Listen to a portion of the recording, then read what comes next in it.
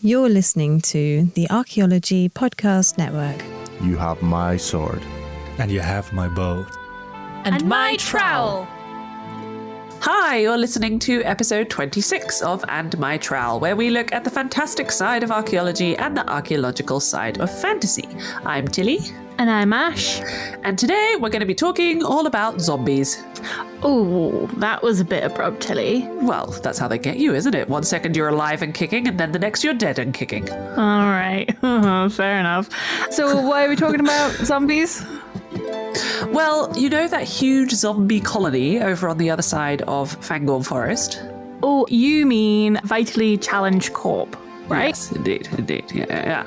Well, it's time for another census, so the local council can, keep an eye on the rate of zombie creation and ensure the population doesn't get out of hand. Wait, you say another census? Like, when was the last one? Because I don't remember that. Well, yeah, you wouldn't, because it was 7,000 years ago.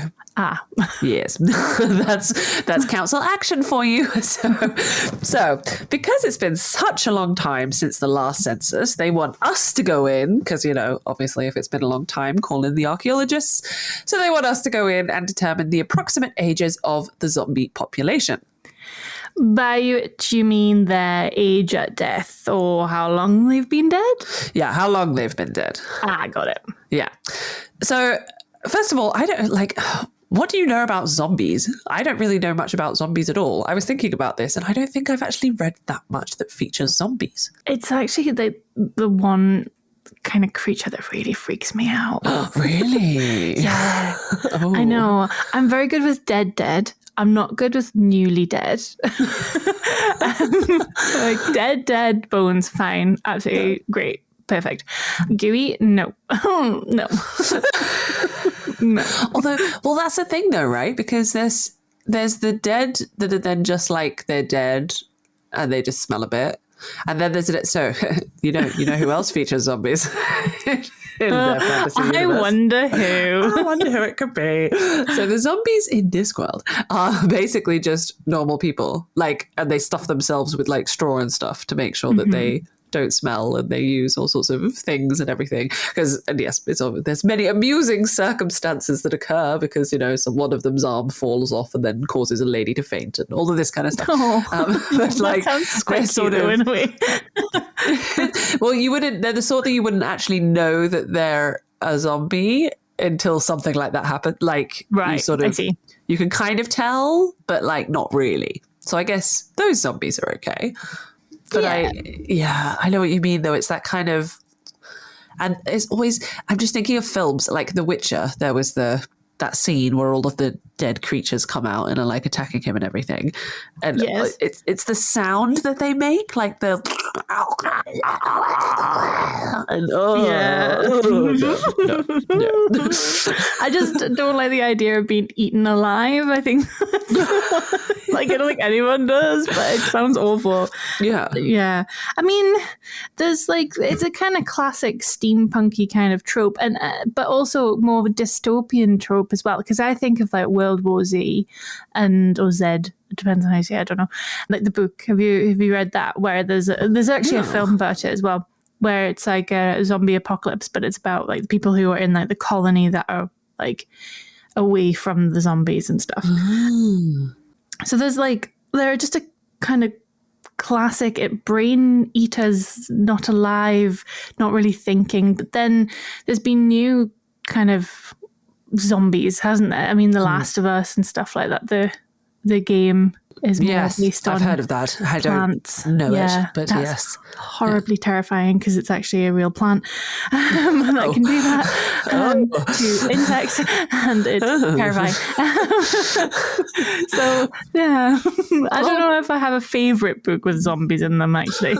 I think, well, I do like the Terry Pratchett ones with zombies, but yeah, I have to admit that's only really, but it was interesting. So when I was looking up popular books with zombies in them, because I was I honestly can't really think of any. And I mean, you've got the classic Game of Thrones, right? You've got the the White Walkers, I think they're called. Oh yeah, I forgot about the White Walkers. Which I are suppose they are technically zombies, right? Yeah. Like, because they're undead. So, I mean, you have that kind of stuff in fantasy, but there were so many discussions that I came across which were like, well, actually, zombies aren't fantasy. They're more like science fiction because it's about like disease and radiation and like all of these kind of stuff, which, you know, I guess is right, but you also have a lot in fantasy. I think in fantasy, it's usually like the army of the undead, like the sort of evil Dark Lord, which, you know, go back a few episodes and you'll find out about them, would have like an army of basically zombies. Yeah, but they're also creating, like, there's Dark Lord often creates an army. So it's like creation rather than death, if that makes sense. But like building up, they like the Urukai, the Urukai exactly. And stuff. They're kind of birthing these strange creatures. Well, zombies is like the opposite, that you're taking control of already living things. Well, or you're sort of bringing them back. I'm also thinking of, have you read Bookshops of Bone Dust? I have not. No, not yet. Okay. No. Well, I don't want to spoil things for people listening as well, but that also features the sort of idea that, basically you can have control of the dead. Like you can make them stand up and walk around and things like that. That's necromancy.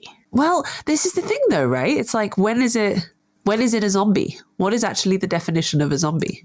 Have you got the definition of a zombie? I'm going to look up the definition of a zombie. Definition. Oh, wow. Oxford English Dictionary.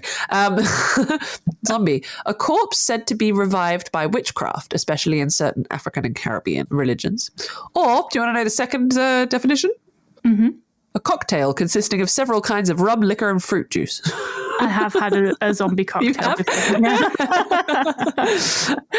Let's have a look. Okay, Merriam-Webster Dictionary is zombie, a will-less and speechless human held to have died and be supernaturally reanimated. So this comes from the sort of voodoo religions, which is where the zombie kind of first originated. That sort of kind of folklore in that respect. So it's a kind of supernatural power which then enters into and reanimates a dead body in that respect. So it's sort of a lot of overlap, I would say, with necromancy. Yeah, what purpose do they use the zombie for? Mainly for like servants, basically, to have sort of people to do their will, a way to make them labor, basically. So it wasn't like how we picture zombies, where they're then like monsters and they go and they terrorize everyone and everything. It's just that they were like lacking free will, so they were used as free labor, which, you know, you may as well use a dead person as free labor compared to that kind of thing. But it's very... So I had a quick look to see whether I could find a quick history of sort of zombies and voodoo and things. It is so complicated. Like, there is so much history to this. And I think we're going to have to do a whole episode on voodoo at some point because, this is just... too much. Yeah. It's also good to point out that voodoo is not a negative thing. In fact, it's not at all. It's been kind of misunderstood, and there's also a heavy racial bias when it comes to looking at things like this, because they, you know, voodoo and zombies, and it's always been falsely accused of, you know, cannibalism and murder and things like that, which is not true. It's simply old racist ideas about what a different type of religion is. So because indeed it seems that voodoo was quite a bit different depending on where it was practiced. The most kind of popular one is the Haiti voodooism. Voodooism, I don't know if that's what it's called, voodoo practices, but it was mainly about like predicting the future. Herbal medicine and magic seems to be kind of the main things, and then it's more the zombies are kind of an extra part of that, but they weren't necessarily considered the main thing. But there was like a massive panic where everyone was like, oh my gosh, they're gonna be killing us and doing all these things and making us into zombies. And then that's sort of how that all came about. Interestingly enough, I found a really interesting article by Professor Amy Villens, who talked about how zombies and that kind of fear was actually quite often used by slave plantation owners to kind of make sure that their slaves wouldn't deliberately end their lives to get out of their horrendous conditions that they were living in, because they would say that they would be made into zombies and so they'd never be free. So it was That's just absolutely awful, isn't right? it? Using their own beliefs and like religion against, I hate it. Oh, that makes me uncomfortable. Yeah. So yes, it basically has a lot of what it was originally in kind of folklore is extremely different from what you would see in kind of our modern fantasy depictions of zombies, and it's been completely twisted and warped, much like the zombies themselves, one might say. So yeah, we'll definitely have to do, I think, another episode on this and try and go into more detail about like folklore and religion in relation to fantasy. That would be a really interesting topic to do. Yeah, actually. it's so in depth that as well. Yeah. There's so much stuff in there. I mean, think about how different it is now, our concepts, and like even as an archaeologist, you know, you're trained to kind of set aside your own modern prejudices and beliefs in order to look into the past and interpret in a completely different way, because it was probably completely different. Yeah.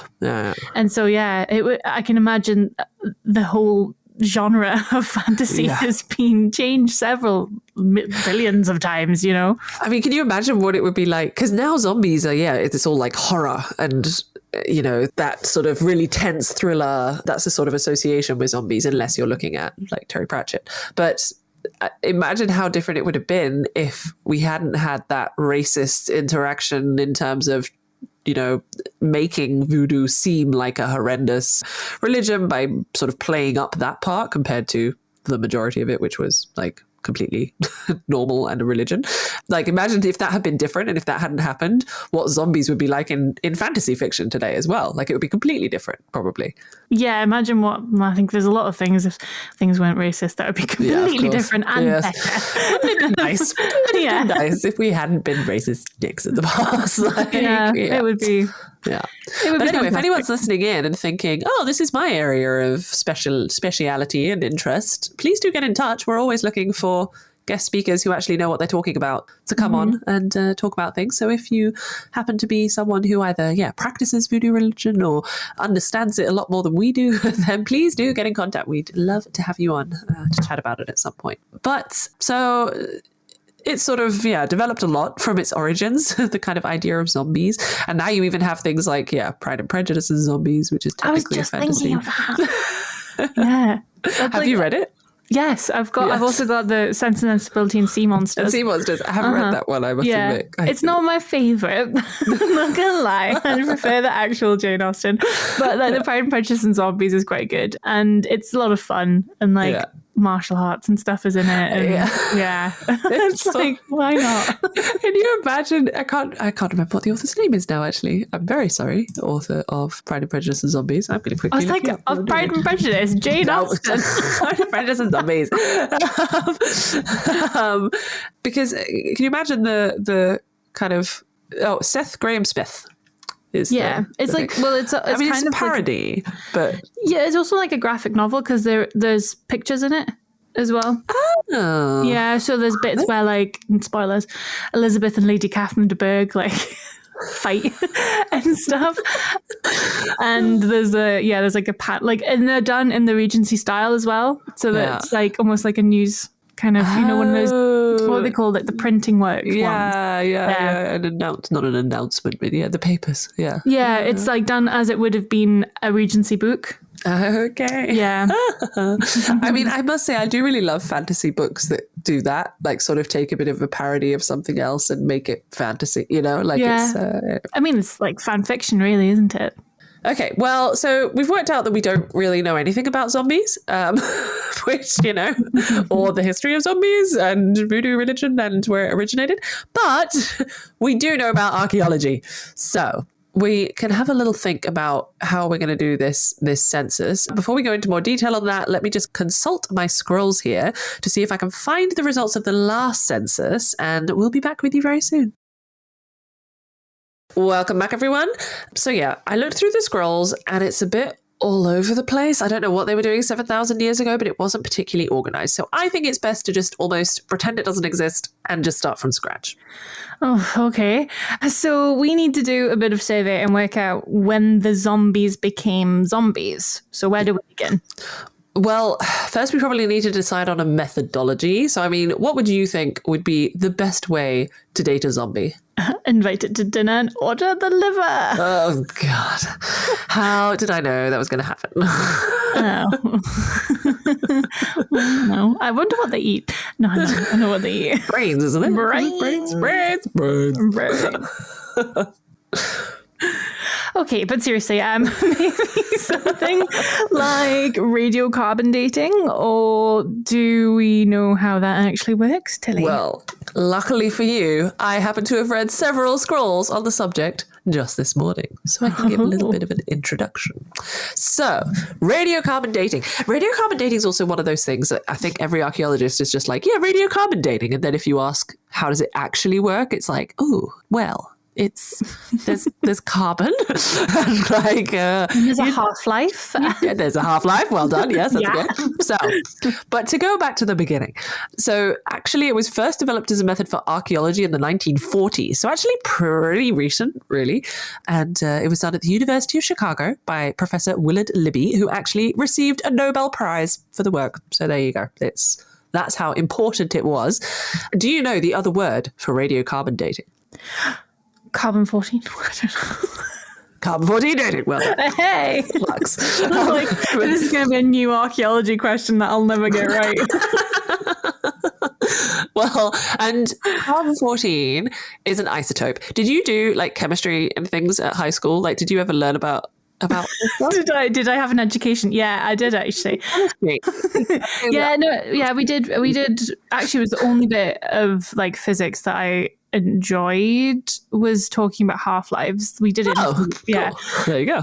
And it was faint.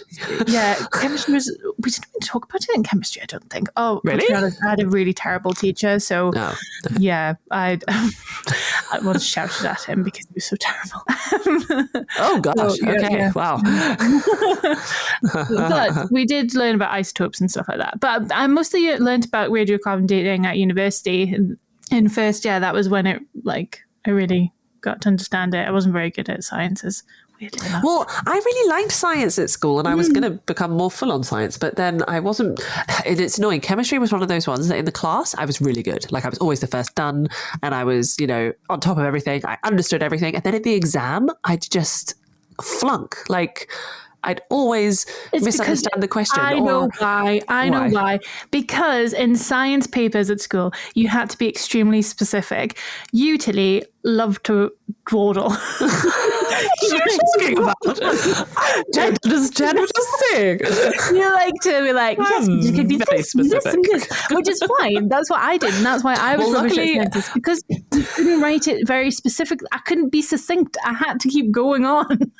Well, luckily I would get my marks for like working through, so even if like the first one was wrong, you just get the marks for working through. Like it would, so it sort of worked out. It wasn't terrible, but it was just annoying because I was so good at it in class. And then the exams were the only things that counted. And you're like, you had to do it word for word. Like if that sentence wasn't exactly that sentence, you weren't going to get the mark. Which was so annoying. Yeah, it was really annoying. Anyway, and then I went on and did archaeological science. So, I apparently didn't learn. But, we women in STEM. Yeah, there you go. Which is also why I thought it would be interesting to talk about radiocarbon dating this episode, because a lot of people, I think, do assume that archaeology is just blabbering away and doing humanities stuff. But actually, there's a lot of science in it. And to be fair, most of archaeologists probably don't understand it, but a lot of them do. So that's why we're teaching it. A good friend that did her PhD, most of it on radiocarbon dating. There you go.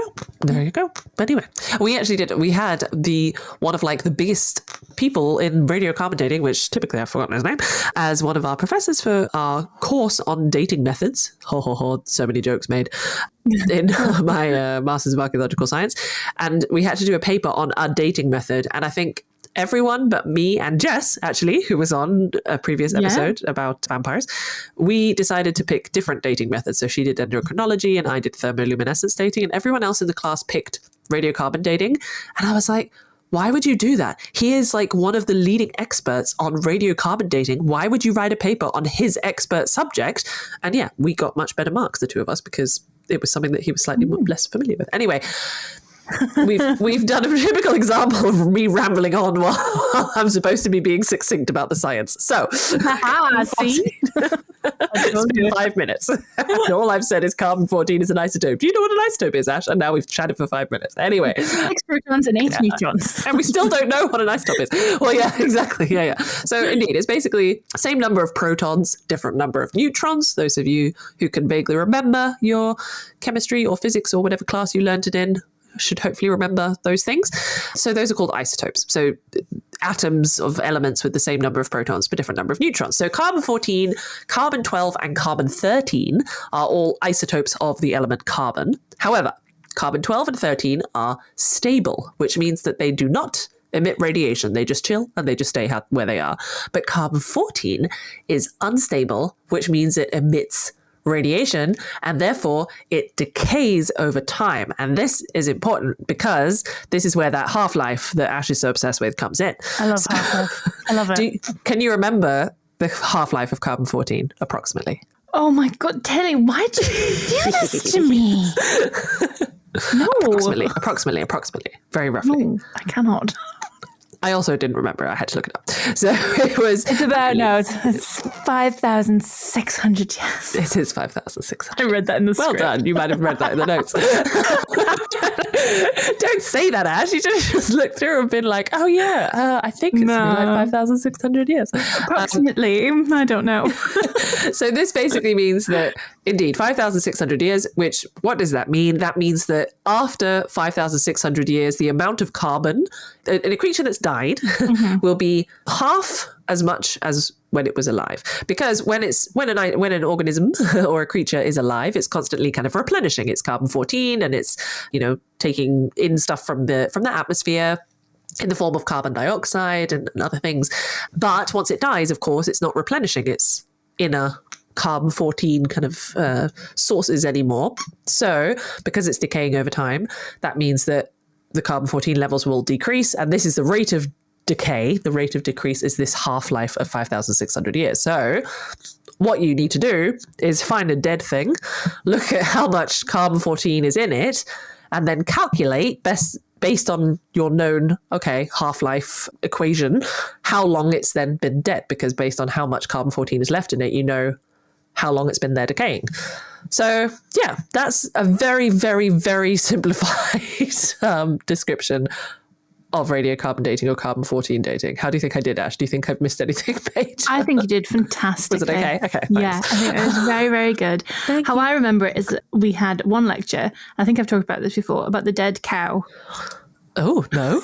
So there was a site, I can't remember where, a roundhouse was burning, fell on a cow, killed the cow, and the roundhouse had completely disappeared, but the cow's body was still in its place. So they could radiocarbon date the cow, and they basically could get a very accurate reading of when that fire happened because the cow died at the moment of the fire. At the moment of the fire. That's like the ultimate, smashed watch at a murder scene. Yes. Dead cow in a roundhouse burn.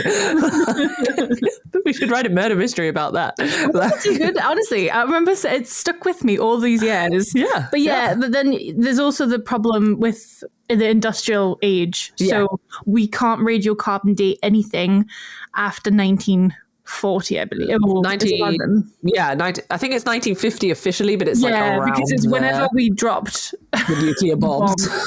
We can't radiocarbon date. So basically anyone about 1,000 years wants to radiocarbon date us, we'll have very strange sequels. Which I think it is going down again. So they think while it's going to get back to normal. But indeed, there was suddenly a lot more carbon-14 in the atmosphere than there should have been.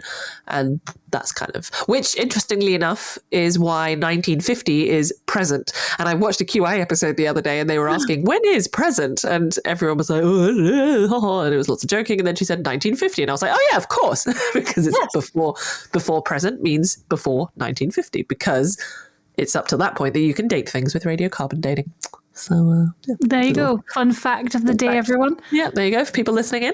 So indeed, 1950 is kind of the most recent you can date. And do you know how old you can date something with radiocarbon dating?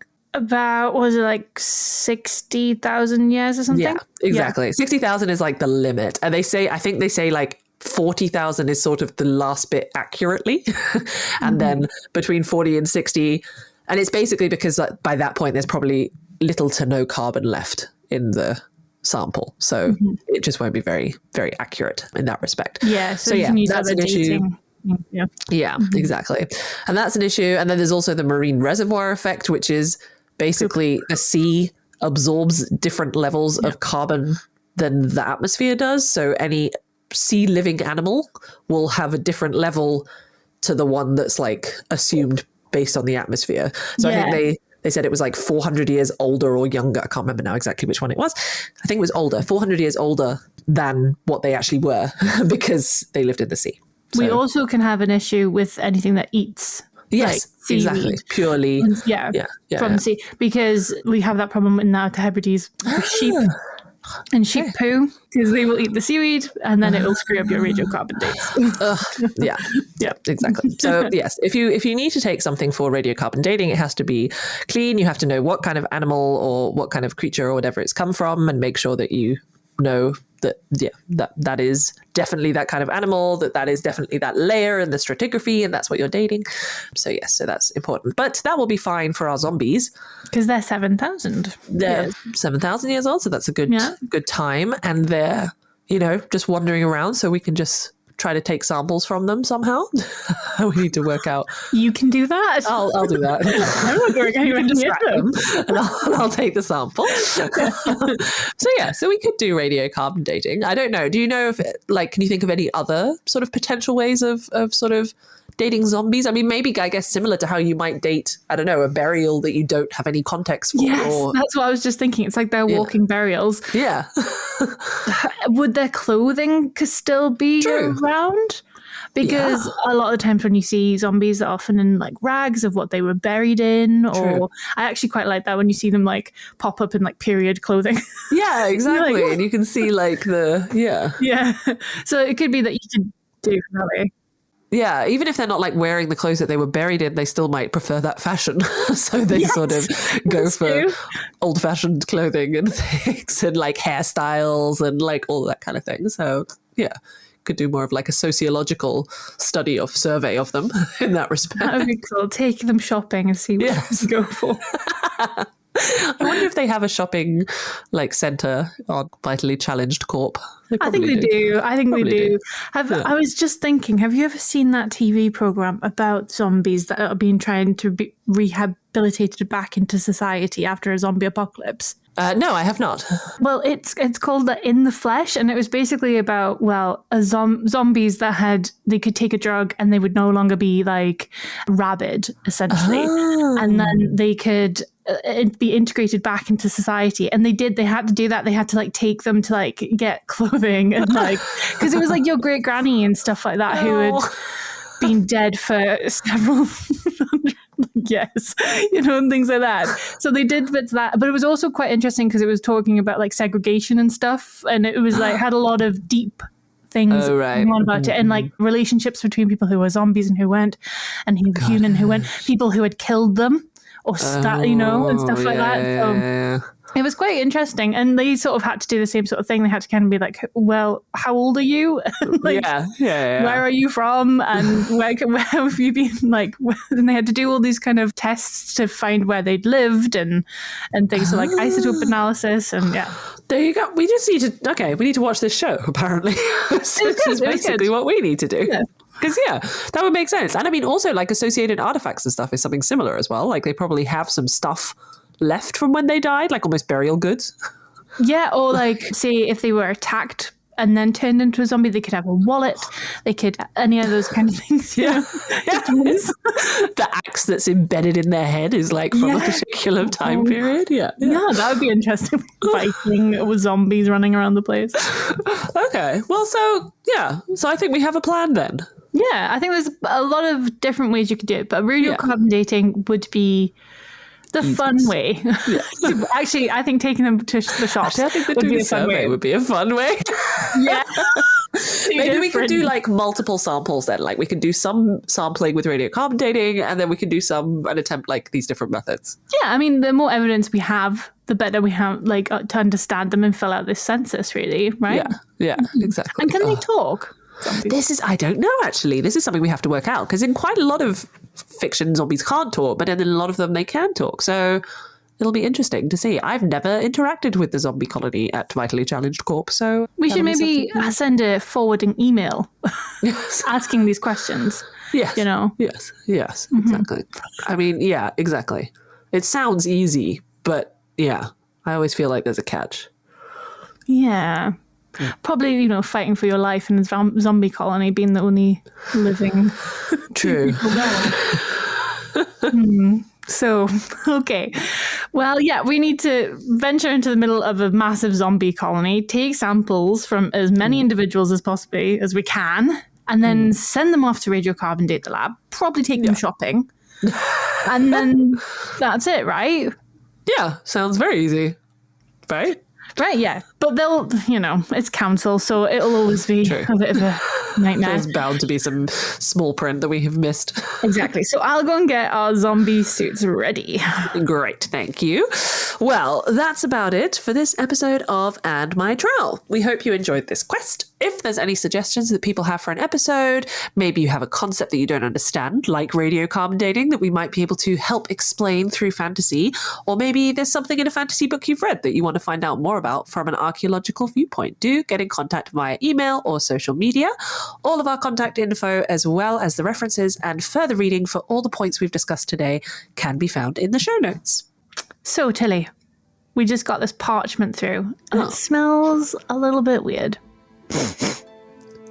Smells like brimstone. Oh no, is it the wizards again? Ugh, I wish they'd never chosen us in the first place. Well, actually, speaking of chosen ones...